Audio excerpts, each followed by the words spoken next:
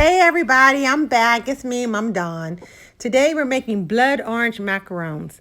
I love macarons, you guys, so this is one of my favorite. We got the blood orange, we got the granulated sugar, we have, I'm just showing you the bag of almond flour.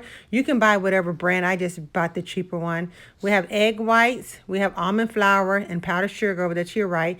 I have my gel colorings and sprinkles, if I want to use those. And of course, my trusty measuring scale, because we want everything to be accurate.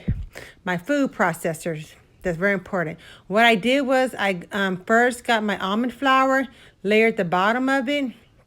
Then I put all the powdered sugar in the middle of it, and then I topped it off with the rest of the almond flour. And so that's because, almond flour, if you let it run too long, it can actually turn into paste because of the oils.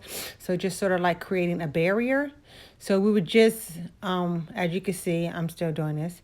But oh yeah, but I also want to know, if you need to use premium ingredients, I will tell you there's some recipes in cooking and baking that I do that I don't use premium ingredients because it really doesn't matter. But there's some stuff that I will not use anything but premium. So, I mean, you do what you want to do, but I just know what tastes good to me. So this time here, that's why the almond flour, it was just the Walmart brand. But here, we just went ahead and grind it up. This is what we're showing here. So we can over here grind that to mix it up together. And I love this KitchenAid food processor. My husband had got it right before we moved from Hawaii. It was a really good investment. I've been wanting one for a long time.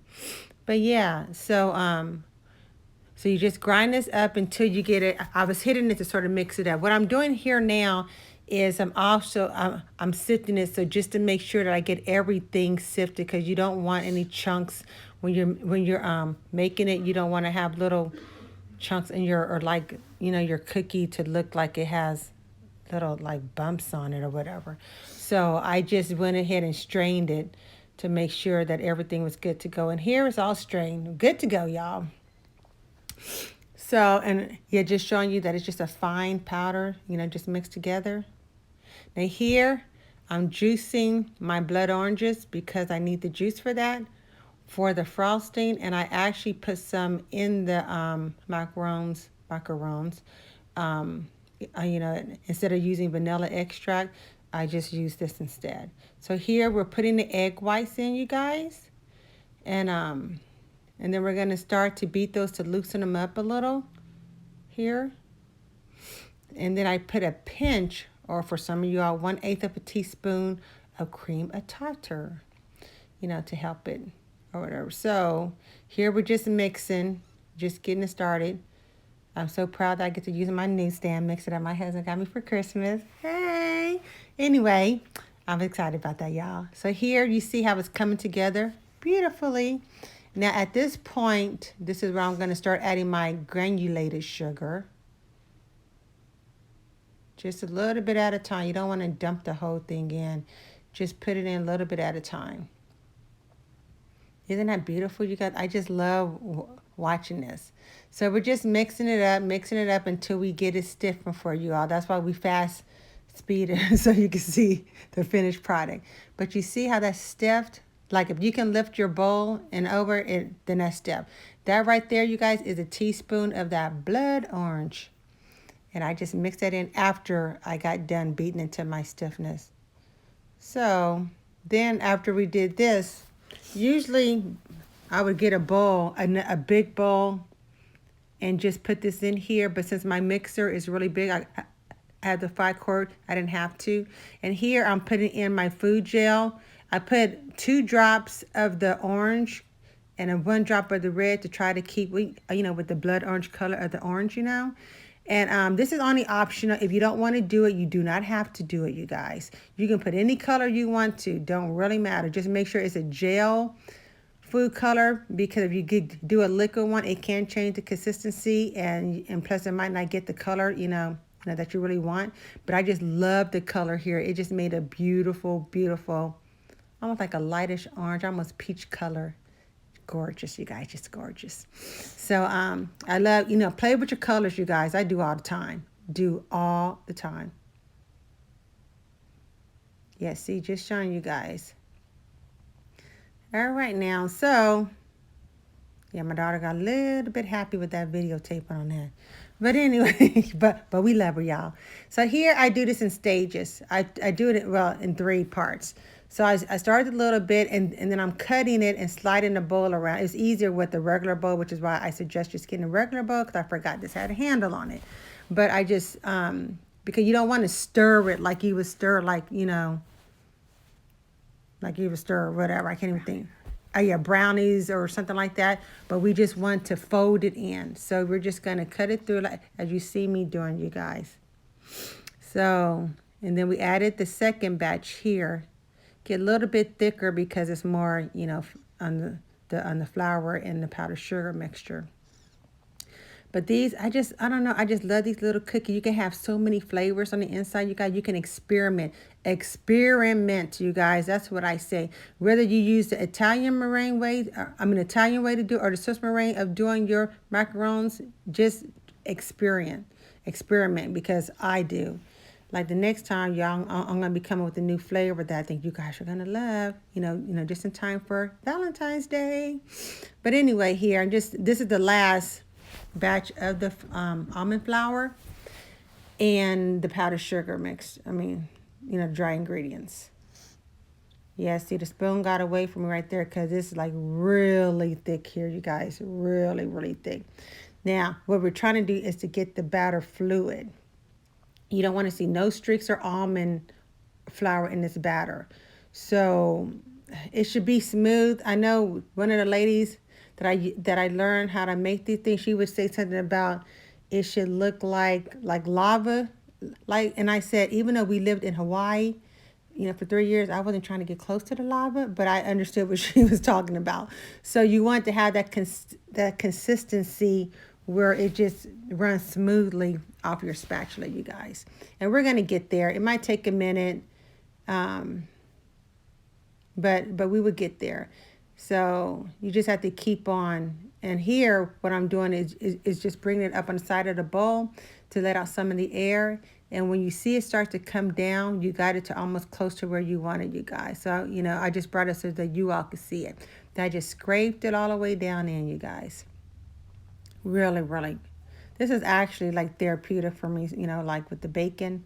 I just love to bake when I'm like angry or upset, which is I probably do a lot of baking. No, I'm joking, y'all, but I just like to bake. So here we just, doing it again to make sure that we're giving it like, that smooth, fluid consistency, like, which we're going to get there. It just takes a minute. That's beautiful, you guys. That's just beautiful.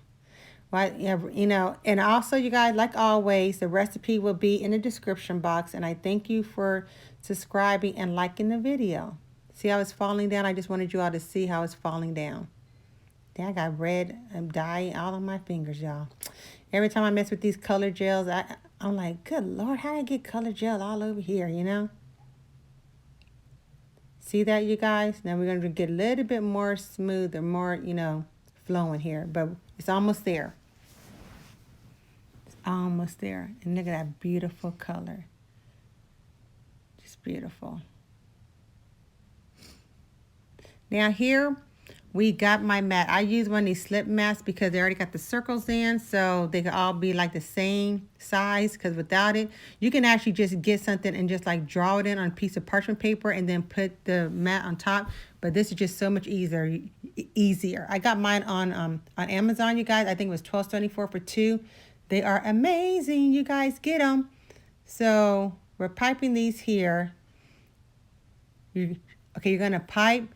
You're going to stop and then twist off, because we don't want to have a little bitty, dot right there on the top, a tip on that. You guys, we don't want that.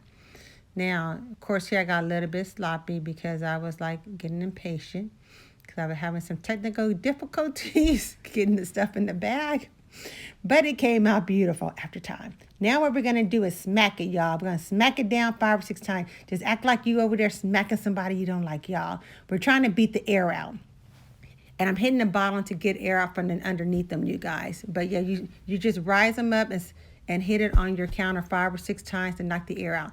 Then we're going to let them sit for at least 30 minutes so they can get not a shell or a crust, but see how, like, if your finger touch it, there's nothing on it. And then here we baked them in 350 degrees for about 15 minutes, you guys. Beautiful. Beautiful, you guys. I just love it when a plan comes together. Anyway, that reminds me of 18, y'all. So, okay, now I'm giving y'all my age by saying that. But anyway, here now we're making the filling. We're going to use butter, real butter, of course the colors again, and powdered sugar, you guys. Those, and the juice from the 3 oranges. Actually, I think it was 4. So, what we're going to do first is use a paddle attachment.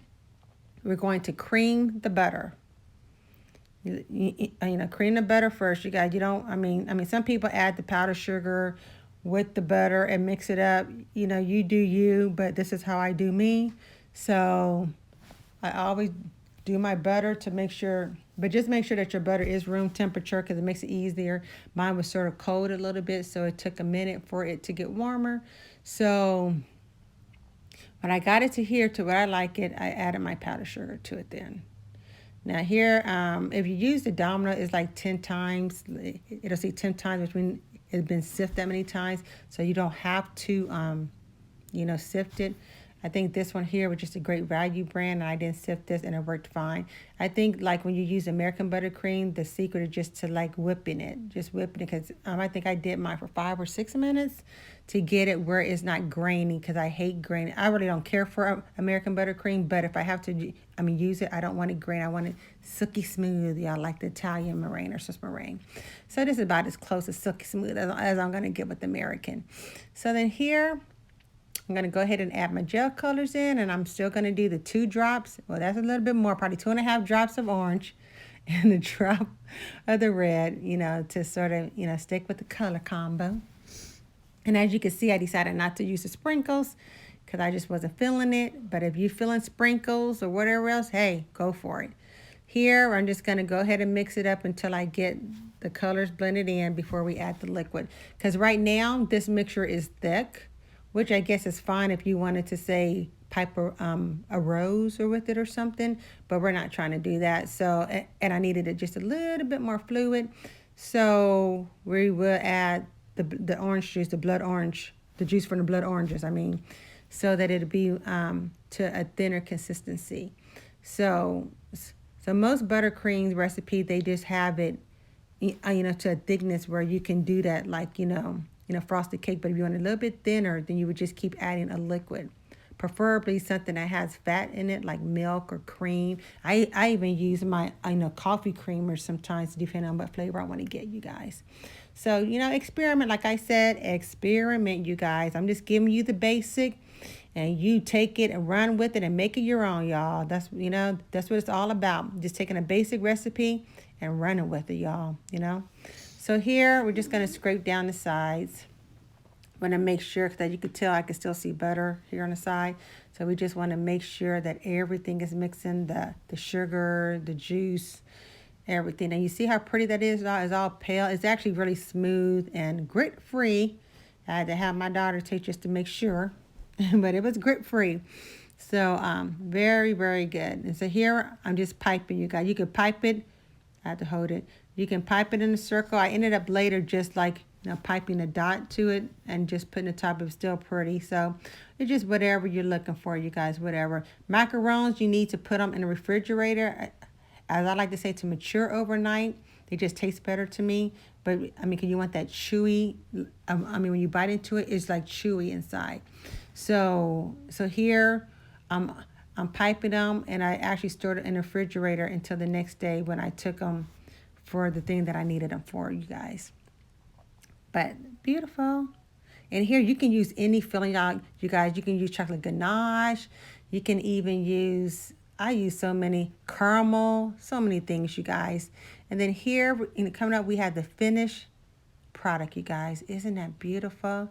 Love, love, love me some macarons. If you have any questions or any videos you want to see, please send me a message or holler. And see you next time, you guys.